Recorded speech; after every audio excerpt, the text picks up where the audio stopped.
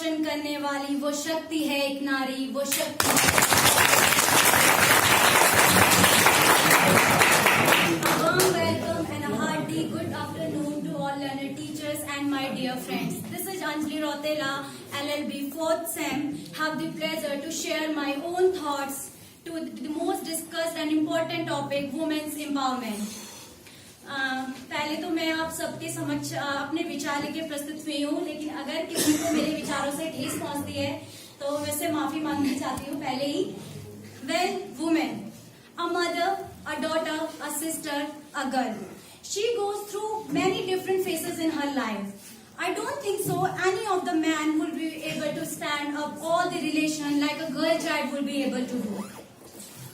She does so many things in one hand. Could you imagine that? She does so many things in one hand. Could you imagine that? I think, oh my God, I think woman is the bright sun. She is like a bright star that always keeps shining in the sky.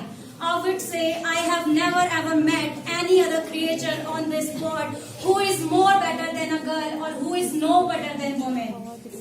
नारी जीवन हाय तुम्हारी यही कहानी, नारी जीवन हाय तुम्हारी यही कहानी, आंचल में है दूध और आंखों में पानी।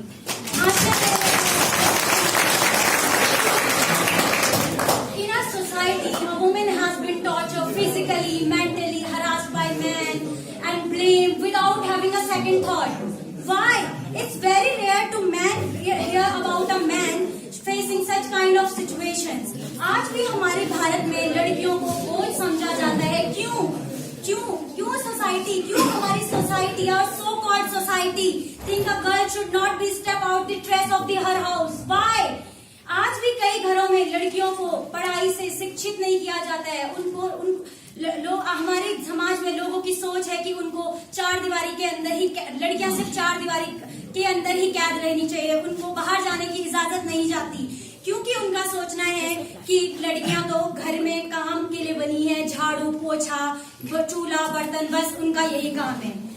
She is nobody to step outside and do something. हम ऐसे समाज में है जहाँ हमारे पहनने पे, हमारे बोलने पे हमारा आचरण तय किया जाता है, लेकिन ऐसा लड़कों के साथ नहीं। ऐसा क्यों? Why this injustice? Why such double standards? I would like to accept and everyone. I don't think a woman or any should be judged now. Anyhow, I would like to ourselves and everyone who gave us right to judge a woman. Who gave us right to judge a woman?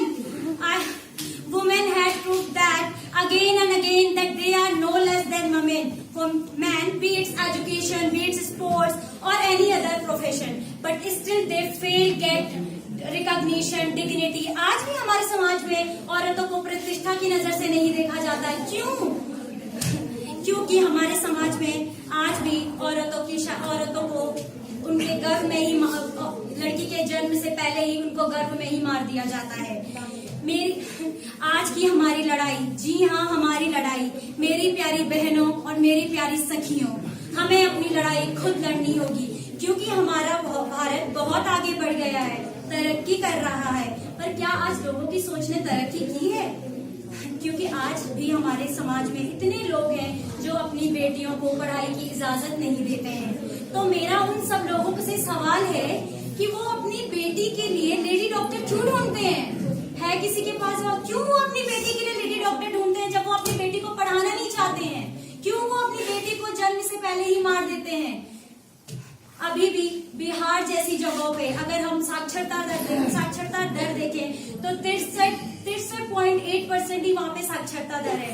कुल भारत में 74.4% साक्षरता दर है, जबकि America जैसे देशों में अभी वहाँ पे वुमेन्स के लिए ऐसे नहीं, वहाँ पे वुमेन्स को काफी आगे, हर जगह पे आगे है, लेकिन हमारे भारत में ऐसा नहीं। क्यों?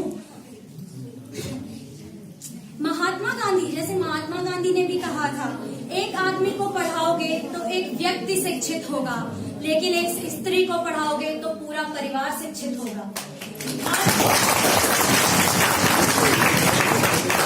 औरतों की लंबी जुबान के लिए हर कोई शिकायत करता है, कम बोल, तुझे दूसरे घर में शादी करके जाना है, वहाँ पे भी ऐसे मुंह चलाएगी, कैसे घर चलाएगी? ओह गॉड, फिर क्यों कोई गूंगी लड़की से शादी नहीं करता? क्यों कोई लड़का गूंगी लड़की से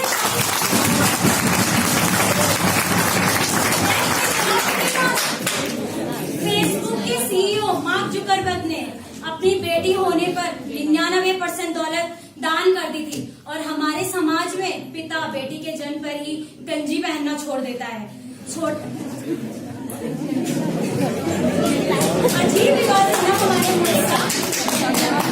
नीयत आदमी की खराब होती है और घूंघट औरतों के निकलवाते हैं, और हम कहते हैं हमारा देश आगे बढ़ गया है। और हम कहते बेटी बहन तो छोड़िए, लोग अपने स्वार्थ के लिए माँ का बंटवारा कर देते हैं।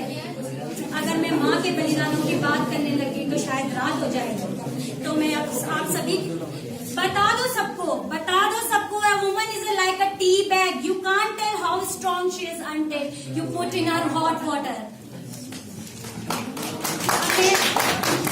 मैं आप सभी के समक्ष कुछ कॉन्स्टिट्यूशनल प्रोविजंस रखना चाहती हूँ, बताना चाहती हूँ कि हमारे fundamental rights which is contain in part 3 directive principle of state policy which is contain in part 4 उन्होंने वुमेन्स राइट्स के लिए क्या क्या हमारे पास अधिकार हैं जो कि हम सभी को नहीं पता होते हैं।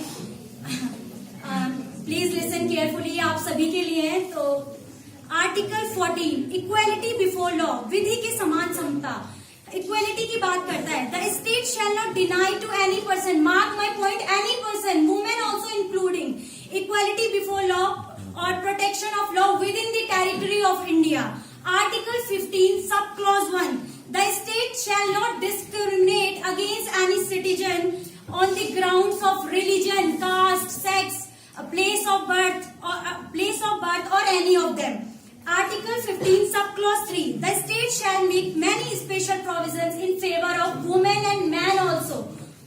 Article 16 equality of opportunity in the matters relating to employment for appointing to an office. इसमें आर्टिकल 16 में एक केस हुआ था 1997 में Vishakha versus state of Rajasthan का, जो कि जिसमें कहा गया था कि हमारी जो वर्किंग लेडी है, चाहे वो प्राइवेट सेक्टर में काम करें चाहे वो पब्लिक सेक्टर में काम करें, उनके लिए एक कंप्लेंट सेल बनानी चाहिए जिसमें कि वो अपनी शिकायतें दर्ज कर सकें। Article 39A and article 39D security of man and women equally, mark my point, women equally for the rights to an adequate means of livelihood, equal pay for equal work for both men and women. Article 42 and 46 securing human conditions for work for maternity relief act. Article 51AE to promote harmony and the spirit of common brotherhood all the people of India. ऐसी प्रथाओं का त्याग करना जो कि स्त्रियों के सम्मान के विरुद्ध हो। आर्टिकल 243D इसमें रिजर्वेशन है हमारी वुमेन्स के लिए, 1/3 रिजर्वेशन सीट्स रिजर्व होती हैं, जिसमें कि वो पंचायत में उनके लिए डायरेक्ट इलेक्शन है। इतना ही नहीं, हमारी वुमेन्स अब इतने सारे कॉन्स्टिट्यूशनल प्रोविजंस के बाद हम आए दिन अपनी अखबारों में देखते रहते हैं कि आए दिन वुमेन्स के अगेंस्ट इतने क्राइम होते हैं। Women are the victims of crime such as murder.